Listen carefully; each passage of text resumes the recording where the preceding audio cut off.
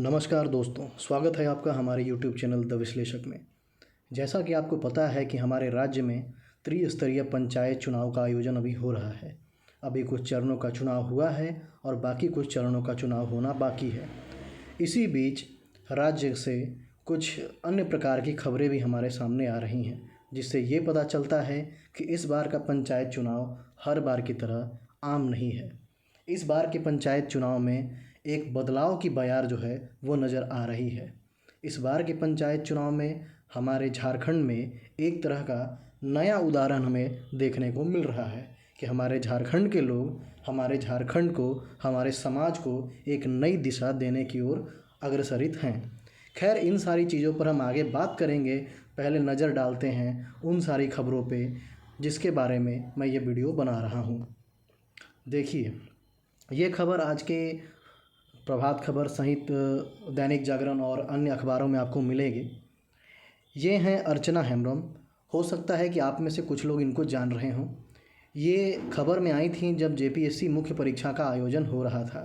उस समय मीडिया ने ये दिखाया था कि ये जेपीएससी मुख्य परीक्षा के साथ साथ पंचायत चुनाव की भी प्रत्याशी हैं और उसकी भी तैयारी कर रही हैं। ये परीक्षा के साथ साथ चुनाव की भी तैयारी कर रही थी और आपको जानकर के ये खुशी होगी कि आखिरकार इन्होंने ये पंचायत चुनाव में जीत हासिल की है और अपने क्षेत्र से, अपने पंचायत से ये मुखिया के रूप में निर्वाचित हुई हैं। आइए डालते हैं नज़र इस पूरे खबर पे। त्रिस्तरीय पंचायत चुनाव के पहले चरण की मतगणना के पहले दिन ही जमीनी लोकतंत्र में बदलाव की बयार दिखने लगी है। हजारीबाग जिले में चोरदाहा पंचायत की मुखिया के पद पर जीत का परचम लहराने वाली अर्चना हेम्ब्रम ने गांव की सरकार को नई उम्मीदें दी हैं।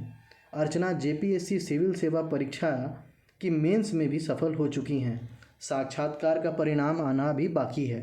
अर्चना अगर जेपीएससी सिविल सेवा के साक्षात्कार में भी सफल होती हैं तो उनके पास प्रशासन व पंचायत दोनों में से किसी एक के जरिए आम लोगों की बेहतरी का विकल्प उपलब्ध होगा। हालांकि अर्चना पर अभी स्पष्ट रूप से कहने को तैयार नहीं है। दैनिक जागरण से बातचीत में केवल इतना बताया कि प्रतियोगी परीक्षा की तैयारी करते हुए वो राजनीतिक सफ़र तय करेंगी। अपनी जीत पर प्रसन्नता व्यक्त करते हुए उन्होंने जल, जंगल, ज़मीन के साथ महिलाओं के स्वावलंबन तथा शिक्षा के विकास पर विशेष कार्य करने का जोर दिया जाएगा। अब हमने इस पूरे खबर को देख लिया। मैं आपको बताता चलूं कि जब ये पिछले कुछ दिनों पहले जब ये खबर में आई थी तो उन्होंने बताया कि ये जेपीएससी की परीक्षा देने और इसके चक्र में पड़े पड़े इन्होंने राजनीति में अपना हाथ आजमाना सोचा और इस बार उन्होंने पंचायत चुनाव लड़ा। ये खबर सिर्फ इतनी तक ही सीमित नहीं है। आखिर इस खबर से हमें क्या सीख मिलती है? पहली सीख तो ये, जो कुछ लोग कहते हैं कि आप पढ़ाई और काम एक साथ नहीं कर सकते, ये एक प्रकार का बहाना मात्र है। इन्होंने राज्य की सबसे बड़ी परीक्षा, जो राज्य स्तर पर सबसे कठिन परीक्षा होती है, उसमें भी एक सम्मानजनक स्तर पर पहुंची हैं। इन्होंने इंटरव्यू दिया है। अगर निकल जाती हैं तो जाहिर सी बात है ये अधिकारी बनेंगी। अगर इंटरव्यू नहीं भी निकलता है तो ये अपने पंचायत का जो विकास है, पंचायत का जो बागडोर है, मुखिया के रूप में अपने हाथ में रखेंगी और पंचायत को एक नए विकास की ओर ले जाएंगी। इससे हमें क्या सीख मिलती है? इससे हमें सीख ये मिलती है कि मेहनत करने वालों के लिए कोई बहाना नहीं होता। इन्होंने पढ़ाई के साथ साथ पंचायत चुनाव में भी हाथ आजमाया, उसमें मेहनत किया और फाइनली इन्होंने जीत हासिल की। इसके साथ साथ इन खबरों से हमें उस पंचायत के उन लोगों को भी नमन करना चाहिए जिन्होंने ऐसे युवा लोगों के ऊपर भरोसा जताया, इन्हें अपना उम्मीदवार बनाया और इन्हें पंचायत की बागडोर उनके हाथ में सौंप दी। यानी कि अब हमारा समाज धीरे धीरे उस व्यवस्था से दूर जा रहा है जब चुनाव सिर्फ रसूखदार व पैसे लोगों के लिए ही महसूस होता था कि उनके लिए ही बना हुआ है। कुछ लोग पैसे के दम पर, कुछ लोग शराब वितरण करके, कुछ लोग सामान दे करके, कुछ लोग घूसखोरी, कुछ लोग वर्चस्व के दम पर हमेशा यह सारी चीज़ों में चुनाव लड़ते आते थे और जीतते रहते थे और जनता मजबूर रहती थी। लेकिन ऐसे लोगों का जीतना, युवाओं को राजनीति में मौका देना वाकई में पूरे राज्य और पूरे समाज के लिए एक बदलाव की तस्वीर है। ये तो रही अर्चना की बात। अब मैं आपको एक ऐसे व्यक्ति के बारे में बताने जा रहा हूँ जिनको मैं व्यक्तिगत तौर पे जानता हूँ, जिनके साथ मैं रहा हूँ, और वो भी आपकी तरह हमारी तरह युवा ही हैं, और उन्होंने भी पंचायत चुनाव में पहली ही बार में सफलता हासिल की है। आइए देखते हैं। ये हैं, इनका नाम है विकास कुमार सिंह। ये पलामू के एक पंसा पंचायत से हैं। इन्होंने वहाँ पर मुखिया का चुनाव लड़ा और ये जीत गए। अब इनकी कहानी पर नज़र डालते हैं। ये भी हमारे और आपकी तरह एक आम एस्पेरेंट थे, जो कि बहुत बड़ा सपना लिए हुए नहीं थे। ये आईएएस पीसीएस की तैयारी नहीं कर रहे थे। इनका बस सपना था कि किसी प्रकार से एक नौकरी मिल जाए और रोजी रोटी का एक साधन बन जाए। ये जिला पुलिस की सिपाही की तैयारी, सेंट्रल पुलिस के सिपाही की तैयारी करते थे, और कभी न कभी किसी न किसी तरह से किसी न किसी कारणों से ये चूक जाते थे, रह जाते थे। ये कहा करते थे कि पता नहीं किस्मत में क्या लिखा है, क्या होगा, एक नौकरी भी नहीं मिल पा रही है और देश में बेरोजगारी का और राज्य में बेरोजगारी का ये स्तर बढ़ा हुआ है।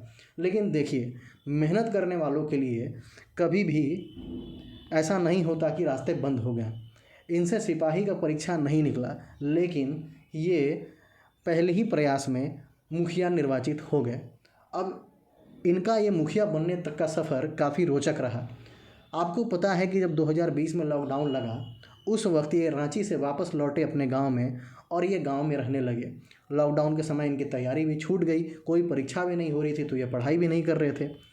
और ये इनका जो व्यवहार है, इनका जो व्यक्तित्व है, वो वाकई में काफ़ी मिलनसार है, और ये इनका जो व्यवहार है वो सही में लोगों को काफ़ी मदद करने वाला है। तो जब ये अपने गांव लौटे, अपने गांव के लोगों के बीच में इन्होंने 2 साल का समय व्यतीत किया, उनके साथ रहे, और फाइनली गांव के लोगों ने ये डिसाइड किया कि इस प्रकार के लोगों को पंचायत की बागडोर देनी चाहिए। और गांव के लोगों ने डिसाइड किया कि इन्हें हम मुखिया का प्रत्याशी बनाएंगे और इन्हें इस बार जिताएंगे भी। और जो गांव के लोगों ने डिसाइड किया वो करके दिखाया। और ये विकास कुमार सिंह, जो अभी कुछ साल पहले तक अपनी किस्मत को दोष दे रहे थे कि कब मुझे नौकरी लगेगी और पता नहीं क्या होगा मेरा, वो आज अपने पूरे पंचायत के मुखिया निर्वाचित हुए हैं। पूरे पंचायत की बागडोर उनके हाथ में है, और मुझे पूर्ण उम्मीद है कि ये अपने पंचायत के विकास हेतु बहुत काम करेंगे। अब चलिए, इन सारी खबरों पे तो हमने नज़र डाल लिया। अब देखते हैं कि आखिर हमें इससे क्या सीखना चाहिए। जैसे मैंने आपको पहले बताया कि जो ये बहाना बनाने वाली चीज़ें हैं, जो आपको लोग मिल जाएंगे, 10 तरह की बातें कहेंगे कि या तो पढ़ ही लो या तो काम ही कर लो, एक ही क्षेत्र में देख लो, नहीं हो पाएगा। नहीं, ऐसा नहीं है। जो मेहनतकश हैं, जो मेहनत करना चाहते हैं, उनके लिए ये सारी चीज़ें बस बहाना है। इन्होंने दोनों चीज़ें साथ की, और आपने अर्चना को देखा, इन्होंने जेपीएससी में भी सफलता हासिल की और ये चुनाव में भी निर्वाचित हुई। और साथ ही साथ मैंने आपको विकास कुमार सिंह की भी कहानी बताई। इनके साथ साथ एक बहुत बड़ा एग्जाम्पल पूरे समाज को भी सेट किया जा रहा है, दिखाया जा रहा है कि अब हमारा समाज उन सारी विचारधाराओं से निकल चुका, जब आप पैसे दे करके वोट खरीद लिया करते थे, और उन लोगों का ही वर्चस्व राजनीति में हुआ करता था जो कि बेईमान और घूसखोर और चोर हुआ करते थे। अब मुझे पूर्ण उम्मीद है कि जब ऐसे युवा, अब अर्चना की बात करें तो इन्होंने जेपीएससी की परीक्षा में सफलता हासिल की है, तो जाहिर सी बात है कि इन्हें पूरी तरीके से संविधान का नॉलेज, त्रिस्तरीय जो पंचायत किस प्रकार से काम करती है उसका नॉलेज, राज्य फाइनेंस कमीशन कैसे काम करता है और उससे कैसे पंचायत को फंड मिलता है उसका नॉलेज, इनके ऊपर के जो अधिकारी होंगे, बीडीओ होंगे, उनका क्या दायित्व बनता है, इनका क्या अधिकार बनता है, इन्हें उनसे अपना अधिकार कैसे लेना है, अपने गांव के, अपने पंचायत के लोगों को उनका अधिकार उन्हें कैसे दिलाना है, ये सारे नॉलेज इनके पास ऑलरेडी हैं। और ऐसे नॉलेजेबल लोग, ऐसे ज्ञानी लोग जिनके पास वाकई में ज्ञान है, जिनके पास वाकई में तरीका पता है कि आखिर कैसे विकास किया जाएगा, अगर वैसे लोग चुन करके आएंगे तो जाहिर सी बात है बदलाव तो दिखेगी ही, और ये एक प्रकार से समाज में उदाहरण भी सेट करेंगी। मुझे पूर्ण उम्मीद है कि इस प्रकार के जो तेज़ तर्रार युवा हैं और भी क्षेत्र से चुन करके आएंगे। अभी तो खैर पंचायत चुनाव 30 तक चलेगा, फाइनल होने तक हमें पता चलेगा कि और कितने युवा चुन करके आते हैं।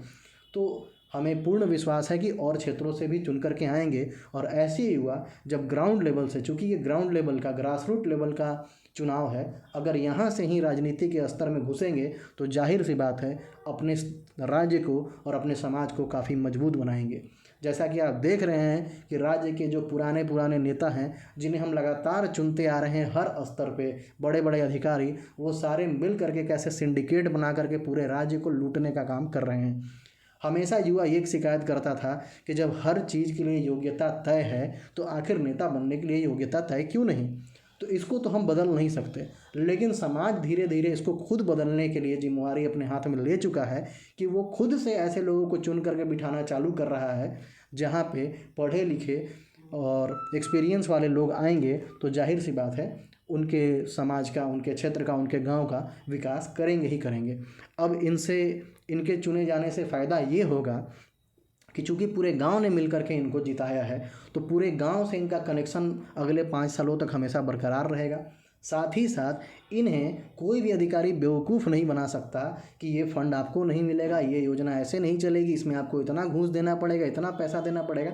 ऐसी कोई चीज़ें नहीं होंगी, क्योंकि ये पहले से जागरूक हैं, ये पढ़े लिखे हैं, ये किसी प्रकार का भ्रष्टाचार नहीं होने देंगे और अपने पंचायत का विकास में काफ़ी योगदान देंगे। और हमें उम्मीद भी है कि ऐसे युवा जब ग्राउंड लेवल पे काम करेंगे तो जाहिर सी बात है समाज में बदलाव देखने के लिए मिलेगा। उदाहरण स्वरूप आप देखें कि जब आप 2017 से पहले झारखंड की पुलिस व्यवस्था को देखिए और 2017 के बाद को देखिए। जब 2017 में नए पुलिस अधिकारी बहाल हुए तो पुलिस डिपार्टमेंट में घूसखोरी और बेईमानी की जो चीज़ें आती थी वो कम हुई, क्योंकि जब नए युवा जिनके पास टेक्निकल नॉलेज भी है, जिन्होंने पूरे समाज को, पूरे किताब को अच्छे से पढ़ा है, संविधान को जाना है, पूरे समाज का उनके पास एक्सपोजर है, वो लोग जब पहुँचे तो उन्होंने पूरी व्यवस्था को बदल दिया।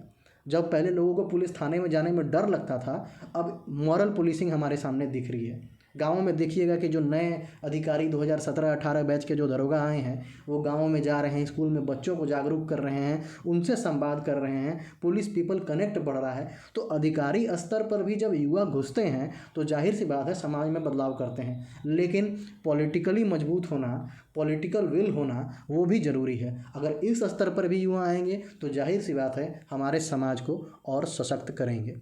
इतना ही कह के मैं आप लोगों से विदा लेना चाहूँगा।